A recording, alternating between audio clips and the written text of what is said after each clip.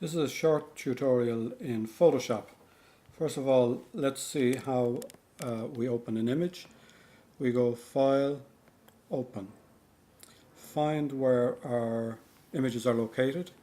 Here I have one called Bus Window, Open, comes in, open there. I go back to File, Open. I'm going to open a couple of images.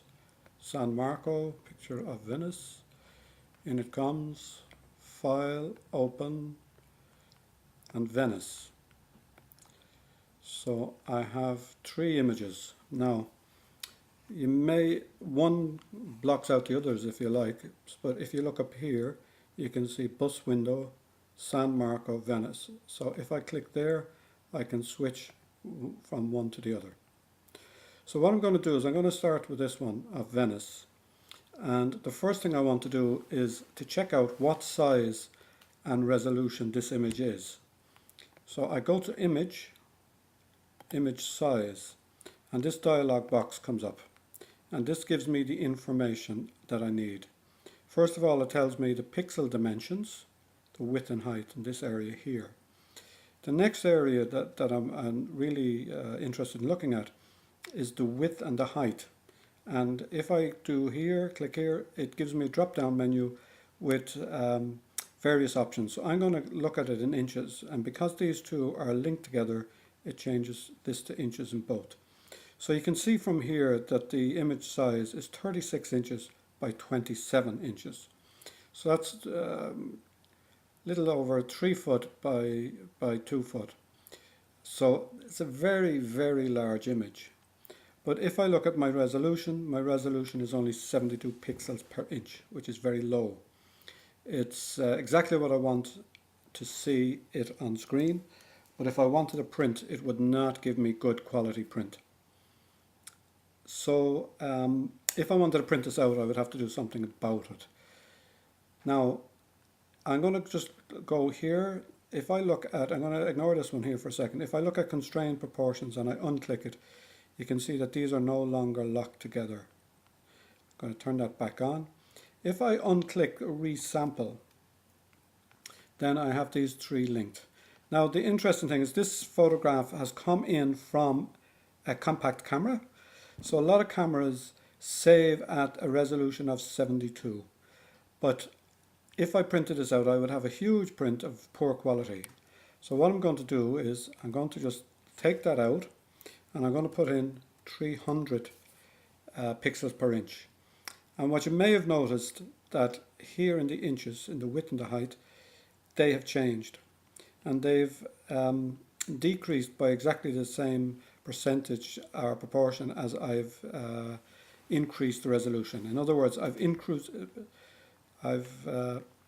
multiplied the resolution roughly by about 4, and it's divided by about 4. So this is a way, now I'm ready to print this image. It's roughly an A4 size, 8 by 6. A4 is 11 by 8.5 or something. So I'm very close to an A4. I could manipulate that to get it exactly A4, but 300 pixels per inch is a really good resolution. So I would get a really good print from that. The next thing I'm going to do is I'm going to look at a different photo. I'm going to go to this one, and I'm going to just look image, image size. I find that I'm going to change that to inches. The dimensions, etc., are the same. But in this situation, I'm going to click resample the image. And what happens in this case is I can add or detract pixels. Now, the important thing about this, so in other words, if I change this to 300 as I did in the last one, you'll see that the width and height of the image doesn't change. So I can add or take away pixels, but it's very important to remember that when you do add or take them away, it has a detrimental effect on the image. In other words, if I add pixels, where do they come from? I'm bringing them in, but Photoshop is trying to make up the information or match the information in the photograph, and it does it as best it can, but it can damage the quality of your image. And if you take away pixels and throw them away, depending on how high the resolution is in the first place, it can also lose information. So let me just look at this. If we go back to 72 and I re-click this, I could now say, well, what happens if I make that 300 but I hold on to the same size? And I can do that, but you can probably see that the quality of the image has changed. Another thing I just wanted to refer to is in the view, I want to show fit on screen. This is exactly the size of my image. Actual pixels, that's the actual pixels, so that's more like the size. So we can't really be sure of what the size of the image is by just what we're seeing on screen. We've got to go to image size, and look at the measurements.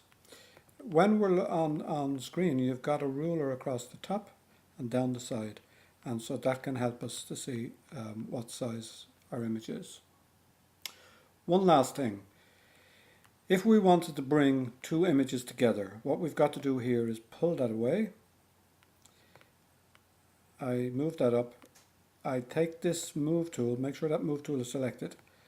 I grab that, and you may not see it on the screen, but there's a little line there, outline.